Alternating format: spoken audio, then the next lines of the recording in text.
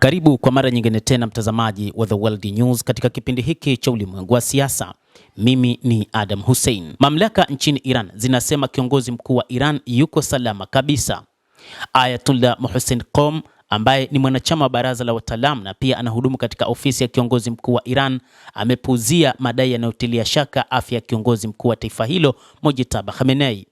Qomi amesema kiongozi huyo yuko salama na anaendelea na majukumu yake ya kitaifa na kudai kuwa uvumi unaoenezwa na Marekani kwa kwamba kiongozi huyo ni mgonjwa sana si kweli.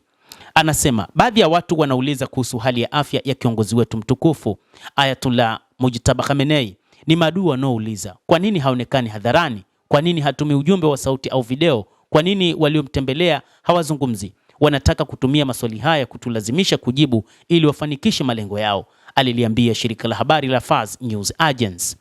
Qomi aliongeza kuwa licha ya majeraha aliyopata, viongozi wa Iran kwa sasa wanaangazia kwa umakini kulinda maisha ya kiongozi huyo, na ndio maana haonekani hadharani wala kuonekana katika njia za video. Kwa sasa umakini ni mkubwa mno kumlinda kiongozi huyo kwa sababu Iran ilishapitia kuuawa kwa viongozi mbalimbali wa kiserikali pamoja na kijeshi. Sasa kiongozi huyo atalindwa kwa namna ya kipekee, ndicho kinachotokea kwa wakati huu, anasema Qomi.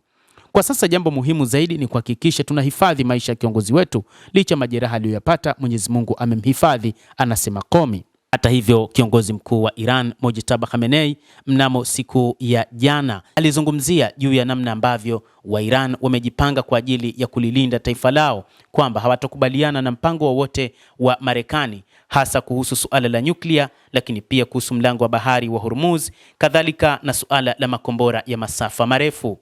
Kiongozi wa serikali ya mapinduzi ya Kiislamu ya Iran amedai kwamba kwa sasa wanahakikisha wanaulinda utawala wa Jamhuri ya Kiislamu ya Iran, lakini pia wanalinda uwezo wa nyuklia na makombora ya nchi hiyo. Katika taarifa iliyosomwa na mtangazaji wa televisheni ya serikali, Khamenei alisema sehemu pekee ya Wamarekani katika Ghuba ya Uajemi ni chini ya maji yake na kwamba sura mpya inaandikwa katika historia ya eneo hilo. Khamenei ameongeza kusema kuwa wa Iran milioni 90 ndani na nje ya nchi wanachukulia uwezo wote wa Iran wa utambulisho, kiroho, kibinadamu na kisayansi, kiviwanda na kiteknolojia, kutoka teknolojia ya nano na teknolojia ya viumbe hai hadi uwezo wa nyuklia na makombora kuwa ni jambo la kitaifa.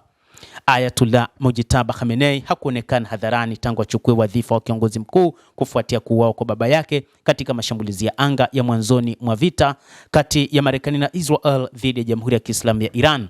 Lakini kwa mujibu wa taarifa iliyotolewa na Qomi ni kwamba kiongozi huyo analindwa sana ili yasijakatokea yale yaliyomkuta baba yake na viongozi wengine wa kisiasa. Endelea kutufuatilia mtazamaji, lakini usisahau kulike, usisahau kucomment, kadhalika kusubscribe channel yetu hii. Mimi ni Adam Hussein, endelea kuwa nasi wakati wote, endelea kutufuatilia.